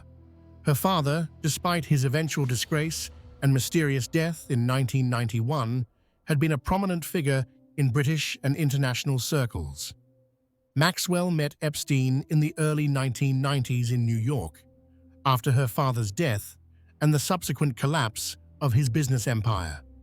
The two became romantically involved, though the exact nature and duration of their romantic relationship remains unclear. What's certain is that even after any romance ended, Maxwell remained deeply connected to Epstein. She was his frequent companion, his co-host at social events, and according to numerous victim testimonies, his partner in recruiting and grooming young girls. For nearly a year after Epstein's death, Maxwell remained free. She apparently split her time between various locations, maintaining a relatively low profile but not completely disappearing. She denied any wrongdoing and hired her own high-powered legal team to defend against the growing civil litigation targeting her. Then, on July 2, 2020, almost exactly 1 year after Epstein's arrest, FBI agents arrested Maxwell at a property in Bradford, New Hampshire. The remote estate, tucked away on 156 acres, was where Maxwell had apparently been hiding. When agents arrived, they found that she had fled from one room to another inside the house, attempting to avoid arrest even as they announced their presence. The indictment against Maxwell charged her with 6 counts related to her role in Epstein's sex trafficking operation. The charges included conspiracy to entice minors to travel to engage in illegal sex acts, enticement of a minor to travel to engage in illegal sex acts, conspiracy to transport minors with intent to engage in criminal sexual activity, transportation of a minor with intent to engage in criminal sexual activity, and 2 counts of perjury for statements she had made under oath in earlier civil proceedings.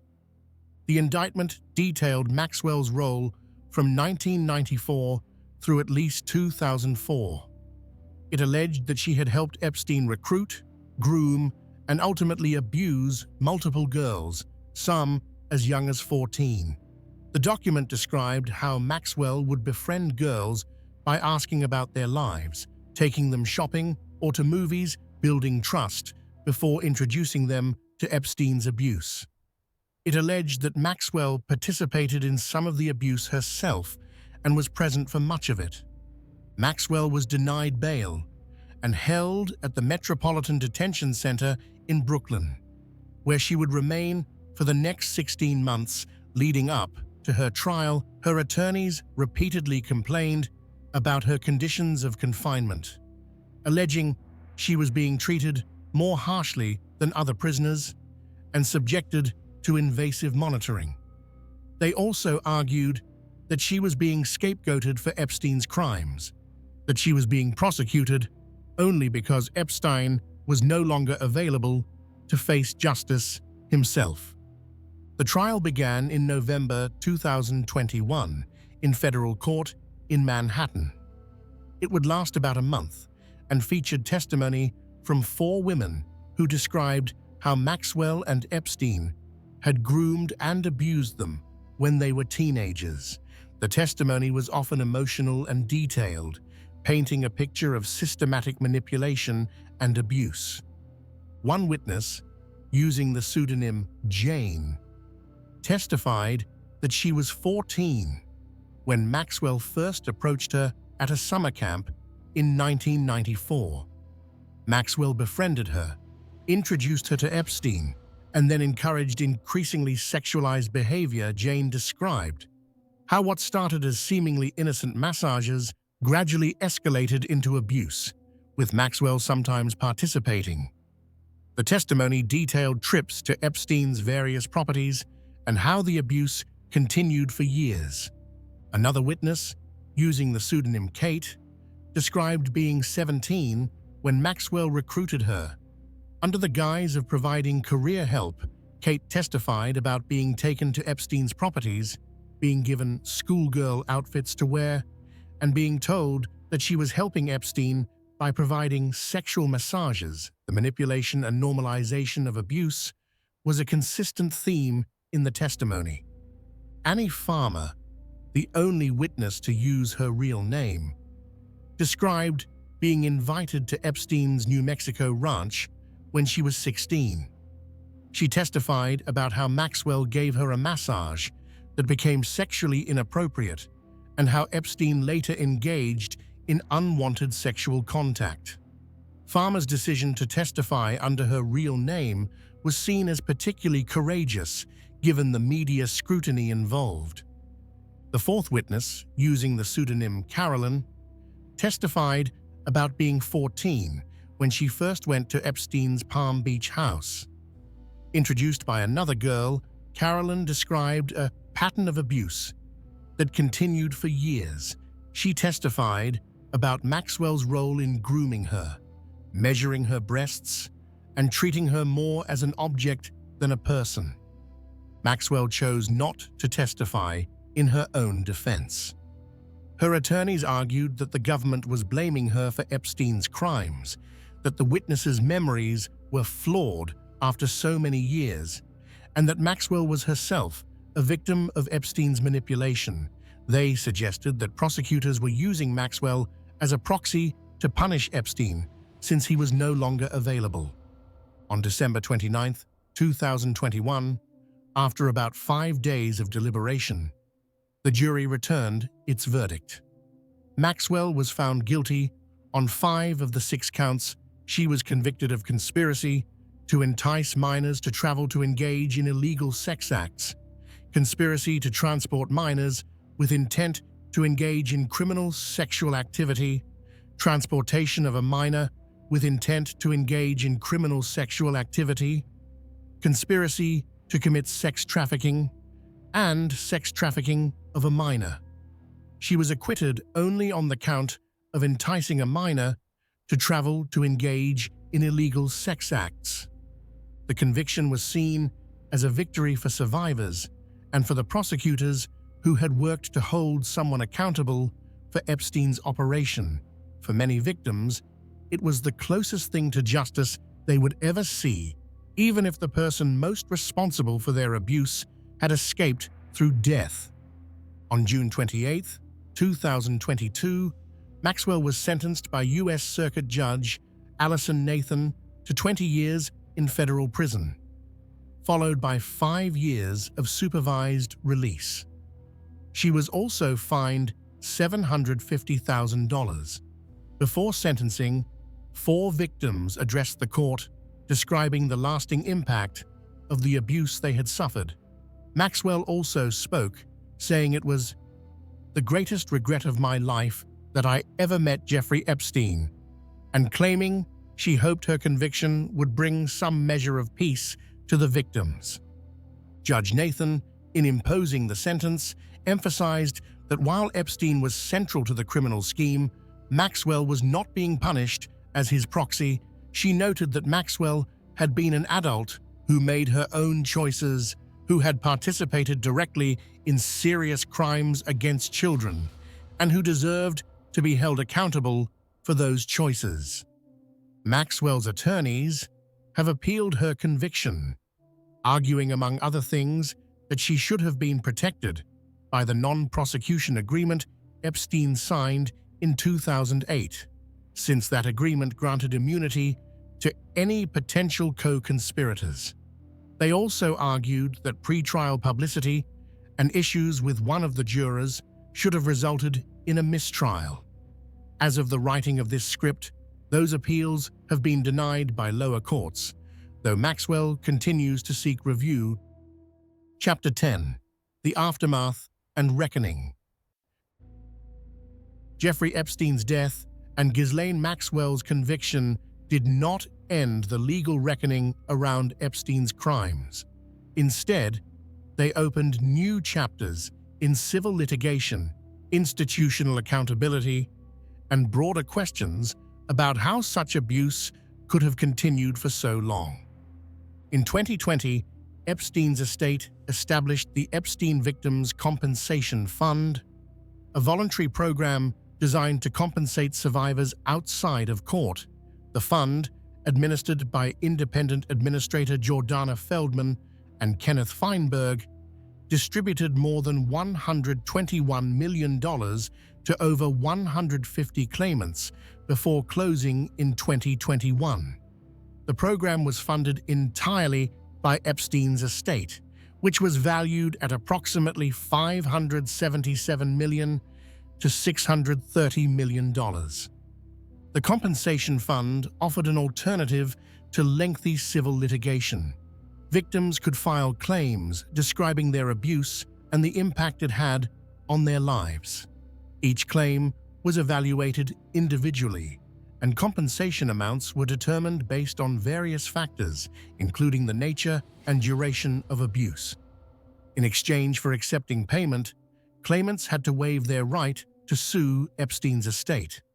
Critics argued that the fund's requirement that victims waive their right to sue was an attempt to limit transparency and accountability. By accepting fund payments, victims gave up their ability to pursue civil litigation that might have revealed more about Epstein's network and finances. Nevertheless, many victims chose to participate, valuing the certainty of compensation and the ability to avoid the trauma of extended litigation. Beyond the compensation fund, civil lawsuits have targeted not just Epstein's estate, but also institutions and individuals who allegedly enabled his crimes. Perhaps most notably, several major financial institutions faced litigation for their role in facilitating Epstein's operation. JPMorgan Chase, which served as Epstein's primary bank from 1998 through 2013, became the target of class action lawsuits and a case brought by the U.S. Virgin Islands. The allegations were straightforward. The bank had ignored obvious red flags about Epstein's activities, allowing him to make large cash withdrawals and wire transfers that facilitated sex trafficking, and continuing to do business with him even after his 2008 conviction. Internal emails from JPMorgan that emerged during litigation showed that some bank employees had expressed concerns about Epstein over the years. They had noted unusual patterns in his accounts, including large cash withdrawals and payments to young women. But senior executives, including James Jess Staley, who was Epstein's primary contact at the bank, had maintained the relationship. Staley, who later became CEO of Barclays, would resign from that position in 2021 amid regulatory concerns about his relationship with Epstein. In June 2023, JPMorgan reached a settlement with the class of Epstein victims for $290 million. The settlement was one of the largest in a civil sex trafficking case and was approved by federal judge Jed Rakoff, who praised both the speed of the resolution and the amount of the settlement. While JPMorgan did not admit liability, the bank issued a statement saying that any association with Epstein was a mistake and expressing regret. Deutsche Bank, which took on Epstein as a client after JPMorgan dropped him in 2013 and maintained the relationship through 2018, faced similar litigation. The allegations were that Deutsche Bank, like JPMorgan, had turned a blind eye to suspicious activity in Epstein's accounts because he was a lucrative client.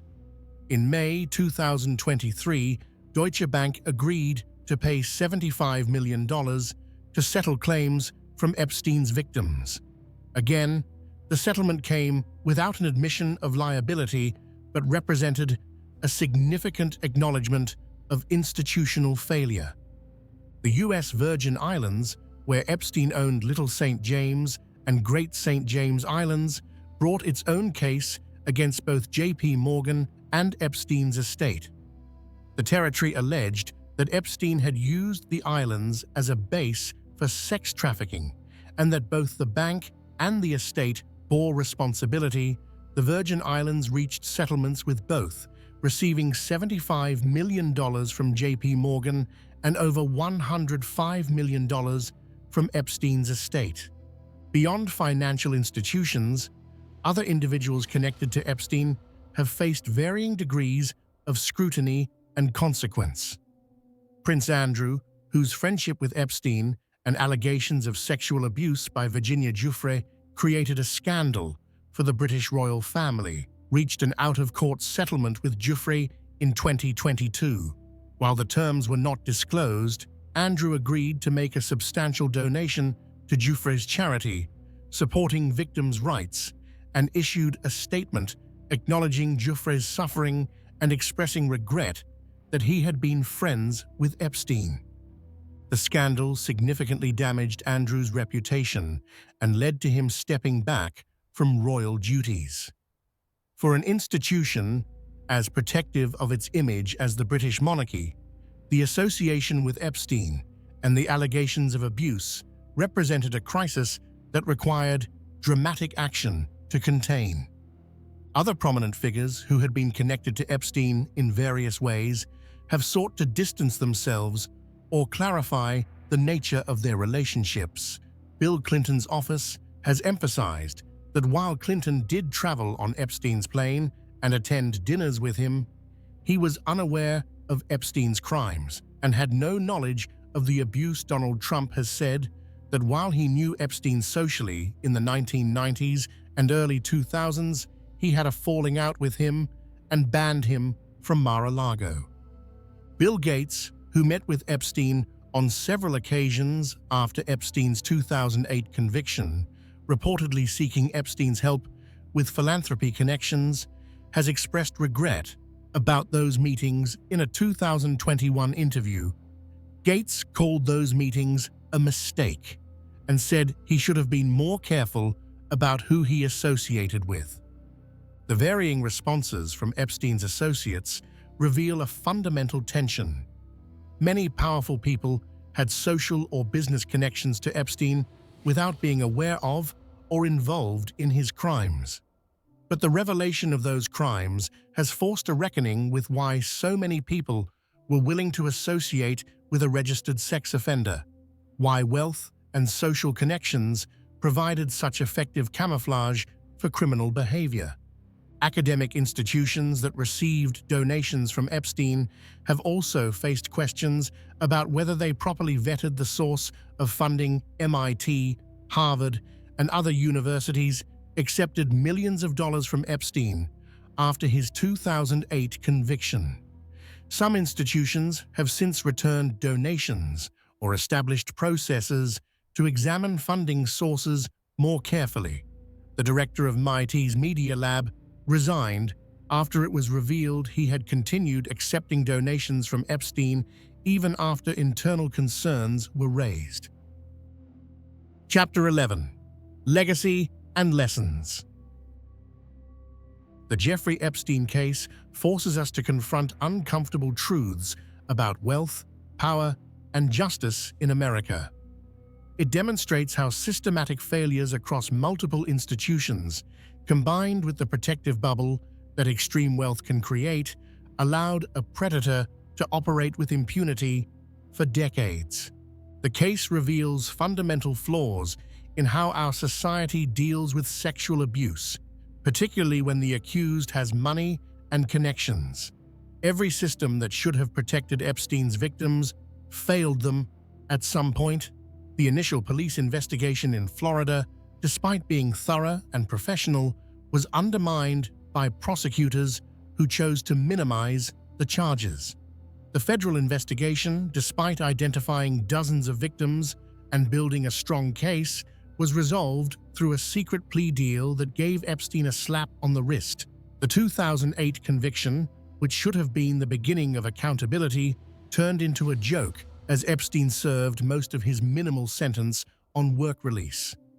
Even after he was a registered sex offender, prestigious institutions continued to associate with him. Wealthy people continued to socialize with him, and according to later investigations, the abuse never really stopped. This pattern of failure wasn't accidental. It was structural, built into the way wealth and power operate in American society. Epstein had money to hire the best lawyers money could buy. He had connections to powerful people who could open doors and make problems disappear. He had the social capital that comes from moving in elite circles, the presumption of legitimacy that wealth confers. All of these advantages combined to create a protective shield that allowed him to avoid the consequences that an average person would have faced for similar crimes. Consider what would have happened if Jeffrey Epstein had been a poor man living in a working-class neighborhood without powerful friends or expensive lawyers.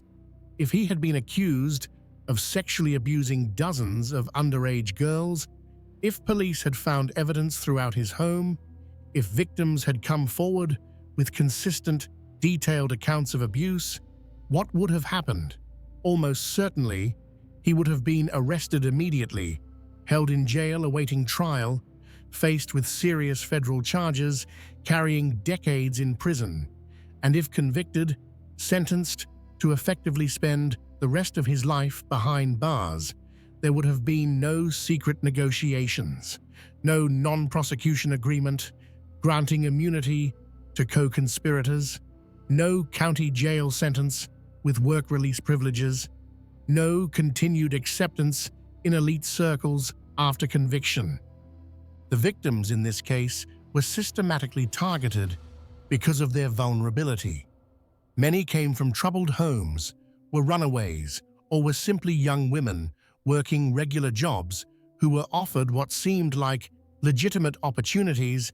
Epstein and his associates understood that these girls would be less likely to be believed, less likely to have resources to fight back, more desperate for the money and opportunities dangled before them. The failure to protect these victims started early and continued through multiple opportunities for intervention.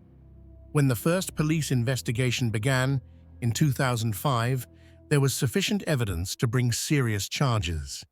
But the case was handled in a way that minimized Epstein's conduct, characterizing the girls as prostitutes rather than victims, limiting the scope of charges, and ultimately resulting in a plea deal that was unconscionable in its leniency. The 2008 non-prosecution agreement represents one of the most egregious examples of a two-tiered justice system in recent American history. Had Epstein been a poor man? Had he been unable to afford the dream team of lawyers he assembled? Had he not had powerful connections? It's almost impossible to imagine he would have received the deal he got. The agreement essentially allowed him to buy his way out of serious federal charges and granted immunity to anyone who might have helped him. The secrecy surrounding that agreement, the failure to notify victims as required by law, and the subsequent resistance to transparency all demonstrate how wealth can corrupt legal processes. Epstein's lawyers negotiated directly with the top federal prosecutor. Going around the line, prosecutor who was advocating for the victims, documents would later show that Epstein's legal team had extraordinary access to and influence over the decision-making process. Even after his conviction and sex offender registration, Epstein continued to move through elite circles with a significant degree of acceptance. Some people distanced themselves, but many did not. He continued to donate to prestigious institutions. He continued to socialize with powerful people. The 2008 conviction, rather than ending his ability to operate, seemed merely to slow him down slightly. This continued acceptance raises profound questions. At what point does association become complicity? When Epstein was a convicted sex offender who had pleaded guilty to soliciting a minor for prostitution, why did so many people continue to accept his money, attend his parties, fly on his plane? The answers vary from person to person, but common threads include the gravitational pull of extreme wealth, the assumption that someone so successful couldn't really be that bad, and the simple human tendency to rationalize rather than confront uncomfortable truths. The role of financial institutions in enabling Epstein deserves particular attention. JPMorgan Chase and Deutsche Bank both maintained relationships with Epstein despite knowing about his criminal history, despite noting suspicious patterns in his accounts, despite having compliance officers raise concerns. The banks prioritized maintaining a wealthy client over their obligations to prevent illegal activity. The settlements they eventually paid represent a kind of accountability, but they also reveal how institutions can look the other way when there's money to be made. For the survivors of Epstein's abuse, justice has been partial at best. Epstein himself never faced trial for the most serious charges. He died before he could be held truly accountable, before victims could confront him in court, before he could spend years in prison paying for his crimes. Ghislaine Maxwell's conviction provided some measure of justice, but she was the lieutenant, not the general. Many questions remain unanswered. Many co-conspirators have never been charged. Many powerful people connected to Epstein have never fully accounted for their associations. The civil settlements, while significant in monetary terms, cannot undo the trauma that victims experienced. No amount of money can give these women back their childhoods, can heal the psychological wounds, can fully restore what was taken from them. The settlements represent acknowledgement and compensation, but not justice in its fullest sense. The case has had broader impacts on how society understands and responds to sex trafficking. The public attention to Epstein's crimes, combined with the Me Too movement and increasing awareness of institutional failures to protect victims, has led to some reforms. There is greater scrutiny of non-disclosure agreements that might be used to silence victims. There is increased attention to how wealth and power can corrupt justice. There is more awareness of grooming tactics and how trafficking often doesn't look like the stereotypical image of kidnapping and chains. But significant work remains. The systems that allowed Epstein to operate, the deference shown to wealth and connections, the reluctance to believe victims, especially when they accuse powerful men, all of these factors still exist. The Epstein case is in many ways exceptional because of the wealth and connections involved, but the dynamics that enabled it are disturbingly common. One of the most important lessons from this case is about listening to victims. Time and again, girls came forward to report what Epstein had done to them. Time and again, they faced skepticism, victim blaming, and a system more interested in protecting the powerful than believing the vulnerable. The girls who first reported Epstein in 2005 told the truth. They deserved to be believed. They deserved aggressive prosecution of their abuser. They deserved justice. Instead, they got a system that failed them at almost every turn. Virginia Giuffre, who became one of the most prominent survivors to speak publicly about Epstein's crimes, tragically died by suicide in April 2025. Her death was a stark reminder of the lasting trauma that abuse inflicts and the continued suffering of survivors. Even years after the abuse ended, Giuffre had spent years advocating for other survivors, fighting for transparency and accountability, and speaking out about what had been done to her. Her loss was mourned by advocates and survivors around the world. Conclusion: the question of truth. As this script comes to a close, it's important to acknowledge what we know and what remains unknown about Jeffrey Epstein. We know that he abused dozens of girls and young women over a period of decades. We know that he built a network of properties, employees, and associates that facilitated this abuse. We know that he escaped serious accountability until the very end, and that even then, his death prevented full justice. We know that Ghislaine Maxwell played a central role in recruiting and grooming victims. We know that financial institutions enabled his operation by maintaining his accounts even after they should have known better. We know that prosecutors in 2008 gave him a deal he didn't deserve, failing to uphold their obligations to his victims. But we don't know the full extent of Epstein's crimes. We don't know all of his victims. We don't know all of his co-conspirators. Documents remain sealed, questions remain unanswered, and powerful people continue to hide behind layers of privacy and legal protection. We don't know for certain how Epstein died, though the official conclusion is suicide. The circumstances were so suspicious, the failures so egregious, that doubts will likely persist indefinitely whether he killed himself or was killed. His death prevented answers to many questions that survivors and the public deserved to have answered.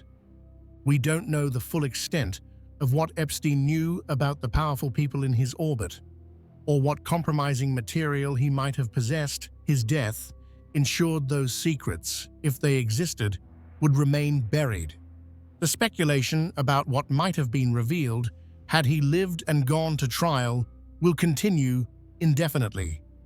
What we do know is that the Jeffrey Epstein case represents a colossal failure of multiple systems designed to protect the vulnerable. It represents the corrupting influence of extreme wealth on justice. It represents the price paid by survivors when powerful people are allowed to operate above the law. The story of Jeffrey Epstein is not ultimately about one man, no matter how monstrous his crimes. It's about the systems that enabled him, the institutions that failed to stop him, the people who chose not to see what was happening right in front of them. It's about how wealth and power can create a protective bubble that's incredibly difficult to penetrate. It's also about the courage of survivors who came forward despite enormous odds, who faced skepticism and blame and legal systems that often seem designed to protect their abuser rather than them. Their persistence, their willingness to speak truth even when it cost them dearly, eventually led to some measure of accountability. For those interested in learning more about this case, there are numerous resources available. Julie K. Brown's book, Perversion of Justice, provides an excellent overview of the 2008 plea deal and the failures of the justice system. The documentary series, Jeffrey Epstein, Filthy Rich on Netflix, includes interviews with survivors and deep dives into various aspects of the case. Court documents that have been unsealed are available through various legal databases and have been reported on extensively by media organizations. The scope and scale of Epstein's operation, revealed gradually through years of investigation and litigation, is staggering. He wasn't just a single predator acting alone. He created and maintained a sophisticated network designed specifically to facilitate abuse. He had properties strategically located to provide isolation and control. He had employees who helped manage his schedule and logistics.